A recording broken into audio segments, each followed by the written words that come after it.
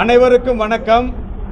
இன்று திருச்சி மாநகரில் தமிழ்நாட்டிலிருந்து மாண்புமிகு தமிழ்நாடு முதல்வர் அவர்கள் சி ஜோசப் விஜய் அவர்கள் விவசாயிகளுக்கு தேர்தல் காலத்தில் அளித்த வாக்குறுதிப்படி உத்தரவாதத்தின்படி கூட்டுறவு பயிர்க்கடன்களை தள்ளுபடி செய்யாததை கண்டித்தும் வாக்குறுதிப்படி நிறைவேற்றி கோருவதற்காக அடுத்த கட்ட போராட்டத்தை முன்னெடுப்பதற்காக தமிழ்நாட்டில் இருக்கக்கூடிய தமிழக விவசாயிகள் பாதுகாப்பு சங்கம், உழவர் உரிமை இயக்கம், தேசிய தென்னிந்திய நதிகள் இணைப்பு சங்கம், காவிரி வைகை குண்டாறு பாசன விவசாயிகள் கூட்டமைப்பு, தமிழ்நாடு விவசாயிகள் சங்கம், காவிரி டெல்டா பாசன விவசாய சங்கங்களின் கூட்டமைப்பு, கிசான் மஸ்தூர் மோர்ச்சா, தமிழ்நாடு கல் இயக்கம், தமிழ்நாடு வைகை விவசாயிகள் சங்கம், திருச்சி மாவட்ட விவசாயிகள் சங்கம், உழவர் பெருந்தலைவர் நாராயணசாமி நாயுடுவின் விவசாயிகள் சங்கம், international social workers council, Tamil Nadu விவசாயிகள் சங்கம் சிபிஎம், இளம் விவசாயிகள் சங்கம், கான்சாகிப் வாய்க்கால் பாசன விவசாயிகள் சங்கம் ஆகிய 15 அமைப்புகளிலிருந்து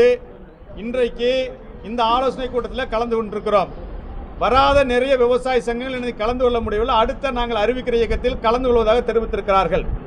மாண்புமிகு முதல்வர் அவர்கள் அறிவித்த வாக்குறுதிப்படி உத்தரவாதத்தின்படி விவசாயிகளுக்கு முழுமையாக பயிர்க்கடன்களை தள்ளுபடி செய்ய கோரி வருகிற செப்டம்பர் 1ஆம் தேதி சென்னையில் எழும்பூர் ராஜரத்னம் விளையாட்டு அரங்கத்தின் முன்பு கோரிக்கை நிறைவேறும் வரை எங்கள் அனைவருடைய கூட்டு ஒருங்கிணைப்பில் காலவரையற்ற உண்ணாவிரத போராட்டம் தொடங்கும் என்பதை இந்த கூட்டத்தின் வாயிலாக நாங்கள் தெரிவித்துக் கொள்கிறோம்.